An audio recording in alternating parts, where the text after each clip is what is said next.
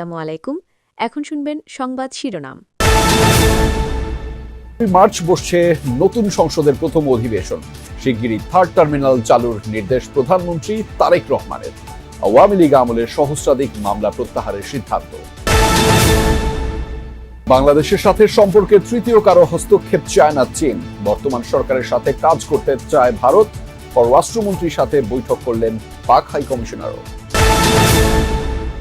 পাঠ্যক্রমের শিক্ষকদের সব দাবি সমাধানের আশ্বাস শিক্ষামন্ত্রী। বান্দরবানের লামা থেকে ফ্যামিলি কার্ডের প্রাথমিক কার্যক্রম শুরুর সিদ্ধান্ত। আফগান সীমান্তে জঙ্গিদের একাধিক ঘাঁটি লক্ষ্য করে পাকিস্তানের বিমান হামলা। নারী শিশু সহ বেশ কয়েকজন হতাহতের দাবি। যথাযথ জবাব দেওয়ার হুঁশিয়ারি। এতক্ষণ শুনছিলেন সংবাদ শিরোনাম। এখন শুনবেন বিস্তারিত। দ্রুত সময়ের মধ্যে হজরত শাহজালাল আন্তর্জাতিক বিমানবন্দরের থার্ড টার্মিনাল চালু করার কথা ভাবছে সরকার। প্রধানমন্ত্রীর সভাপতিত্বে থার্ড টার্মিনাল বিষয়ক সভা শেষে সরকারের এমন সিদ্ধান্তের কথা জানিয়েছেন বেসামরিক বিমান পরিবহন মন্ত্রী আফরোজা খানম রিতা। রোববার সকালে সচিবালয়ে আরও কয়েকটি বৈঠকে অংশ নেন প্রধানমন্ত্রী তারেক রহমান। দুপুরে প্রধানমন্ত্রীর সঙ্গে বৈঠক শেষে স্বরাষ্ট্রমন্ত্রী জানিয়েছেন 12ই মার্চ বসতে যাচ্ছে ত্রয়োদশ সংসদের প্রথম অধিবেশন।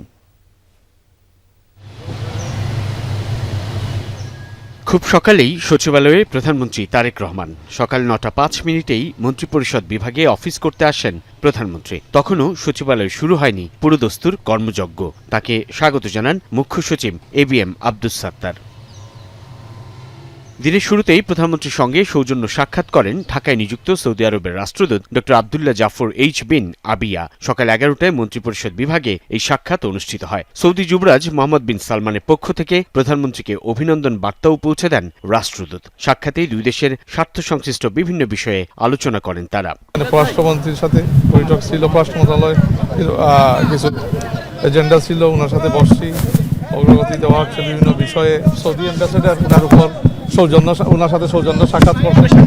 দুপুরে সচিবালয়ের প্রধানমন্ত্রীর সভাকক্ষে হজরত শাহজালাল আন্তর্জাতিক বিমানবন্দরের থার্ড টার্মিনাল বিষয়ে সভা অনুষ্ঠিত হয়। এতে সভাপতিত্ব করেন প্রধানমন্ত্রী তারেক রহমান। বৈঠকে থার্ড টার্মিনালে অগ্রগতি এবং কিভাবে দ্রুততম সময়ে চালু করা যায় সেটি নিয়ে আলোচনা করা হয়। অর্থ ও পরিকল্পনা মন্ত্রী আমির খসরু মাহমুদ চৌধুরী, বেসামরিক বিমান পরিবহন ও পর্যটন মন্ত্রী আফরোজা খানম, প্রতিমন্ত্রী এম রাশিদুজ্জামান মিল্লাত, বেসামরিক বিমান চলাচল কর্তৃপক্ষের chairman air vice marshal Mohammad Mostafa Mahmud Siddique সভায় উপস্থিত ছিলেন। তো আসলে কেন চালু হতেছে এটা তো ইন্টারিম গভর্নমেন্টের সময় ছিল, কবে নাগাদ এটা তো বলা যাবে না। এটা তো এখন আজকে আলাপ আলোচনা হলো, ইনভেস্টিগেশন হবে কিভাবে এটাকে আমরা। প্রধানমন্ত্রী তারেক রহমানের সবার আগে বাংলাদেশ নীতিকে সমর্থন জানিয়েছে চীন। রাষ্ট্রদূতের আশা, পারস্পরিক সহযোগিতার মাধ্যমে নতুন উচ্চতায় পৌঁছাবে ঢাকা বেইজিং সম্পর্ক। তিস্তা প্রকল্পে অর্থায়নে তার সরকার প্রস্তুত বলেও জানিয়েছেন তিনি। আর দুদেশের জনগণের স্বার্থ রক্ষা করে সম্পর্ক এগিয়ে নেয়ার প্রত্যয় জানিয়েছেন ভারতীয় হাই কমিশনার। প্রত্যাশা গণতান্ত্রিক, প্রগতিশীল ও অন্তর্ভুক্তিমূলক বাংলাদেশের সাথে কাজ করার।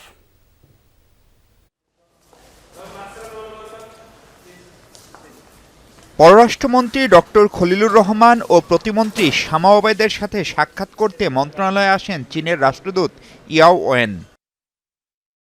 ঘণ্টাখানেক বৈঠকের পর রাষ্ট্রদূত চীন বাংলাদেশ সম্পর্ক বিনির্মাণে প্রধানমন্ত্রী তারেক রহমানের পিতা ও মাতার কথা স্মরণ করেন। জানান, বাংলাদেশ সহ দক্ষিণ এশিয়ার দেশগুলোর সাথে চীনের সম্পর্ক নিয়ে তৃতীয় কোনো দেশের হস্তক্ষেপের সুযোগ নেই।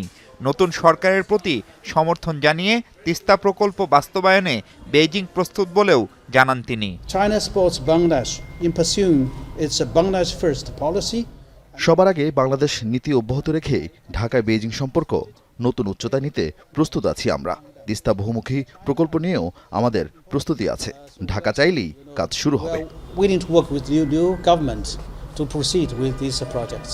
ইউএনের পরপরই নতুন মন্ত্রী প্রতিমন্ত্রীকে শুভেচ্ছা জানাতে আসেন ভারতীয় হাইকমিশনার প্রণয় ভার্মা। ঘণ্টাখানেক বৈঠকের পর তিনি বলেন, দুদেশের জনগণের স্বার্থ বজায় রেখে সম্পর্ক এগিয়ে নিতে চায় ভারত। সরাসরি ভিসা নিয়ে কথা না বললেও দ্রুতই সব স্বাভাবিক হওয়ার ইঙ্গিত ছিল হাইকমিশনারের। To support democratic, progressive and inclusive Bangladesh. গণতান্ত্রিক, প্রগতিশীল ও অন্তর্ভুক্তিমূলক বাংলাদেশ গড়তে বর্তমান সরকারের সাথে কাজ করবে ভারত। জনগণ কেন্দ্রিক বিষয় সামনে রেখেই শিক্ষকদের 100% ঈদ বোনাস, চাকরি জাতীয়করণ সহ 13 দফা দাবি পর্যালোচনা করা হবে বলে জানিয়েছেন শিক্ষামন্ত্রী আ.ন.ম এহসানুল হক মিলন। বলেছেন, মন্ত্রী প্রতিমন্ত্রীরা দুর্নীতি করবে না, অন্যদেরও করতে দেয়া হবে না। দুপুরে সচিবালয়ে শিক্ষক কর্মচারী ঐক্য জোটের সাথে বৈঠক করেন শিক্ষামন্ত্রী ও প্রতিমন্ত্রী। শিক্ষক জোটের চেয়ারম্যান ও কুমিল্লা 2 আসনের এমপি সেলিম ভুইয়া মন্ত্রণালয় ও অধিদপ্তর থেকে জামাত ও আওয়ামী পন্থীদের অপসারণের দাবি জানিয়েছেন। তুলে ধরেন 13 দফা দাবি। এসব দাবি পর্যালোচনা করে বাস্তবায়নের জন্য প্রধানমন্ত্রীর সাথে আলোচনা করা হবে বলেও জানিয়েছেন শিক্ষামন্ত্রী। বলেছেন, শিক্ষকদের দাবি দাওয়া নিয়ে মন্ত্রণালয়ে আসতে হবে না, তবে শুধু দাবি উত্থাপন নয়, শিক্ষকদের নিজেদের দায়িত্ব পালনের উপর জোর দিয়েছেন মন্ত্রী। ব্রিফিংয়ে শিক্ষা প্রতিমন্ত্রী ববি হাজ্জাজ জানিয়েছেন, সাধারণ শিক্ষা, ইংরেজি ও মাদ্রাসা শিক্ষা এক ছাতার নিচে আনার বিষয়টি পর্যালোচনা করবে মন্ত্রণালয়, তবে হুটহাট করে কোনো সিদ্ধান্ত নেওয়া হবে না। বলেন, যেই দলেরই হোক না কেন, শিক্ষা খাতে রাজনীতিকরণ চলবে না।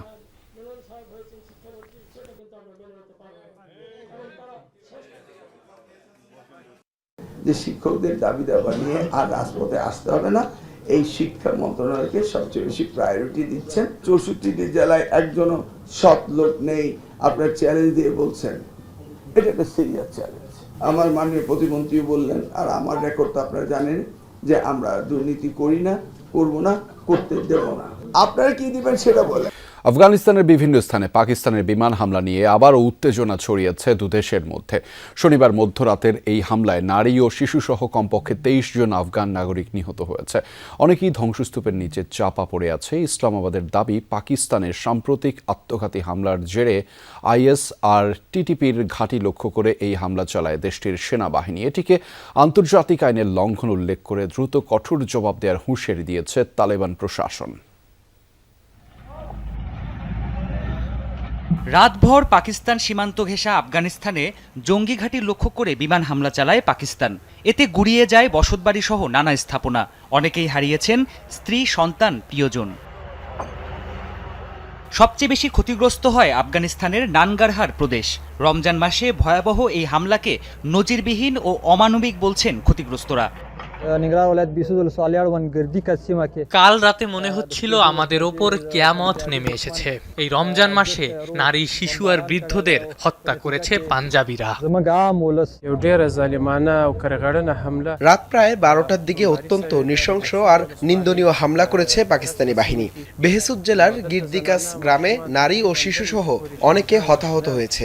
এখনো বেশ কয়েকজন ধ্বংসস্তূপের নিচে চাপা পড়ে আছে। তাদের উদ্ধারে কাজ চলছে। এদিকে পাকিস্তানের তথ্য ও সম্প্রচার মন্ত্রণালয়ের বিবৃতিতে হামলার কারণ স্পষ্ট করা হয়। দাবি, আফগানিস্তানে